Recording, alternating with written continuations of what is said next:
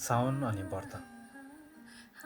साउनले तिमीलाई हरियोमा सजाओस्, मेहेन्दीले हात भरिदियोस्, आँखामा अझै उज्यालो थपिदियोस्, तर व्रतले तिम्रो ऊर्जा नखाओस्। तिमीले पूजा गरेको भगवानसँग मेरो कुनै प्रतिस्पर्धा छैन। म केवल यति चाहन्छु, जब हामी भेटौँ भोकले तिम्रो मुहारको चमक नष्ट नगरोस्।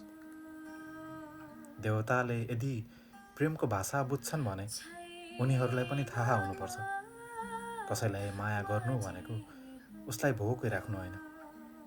मलाई लामो आयु चाहिँदैन, मलाई म जति बाँच्छु त्यति तिम्रो साथ चाहिएको हो, त्यति तिम्रो साथ चाहिएको हो, बस तिम्रो साथ।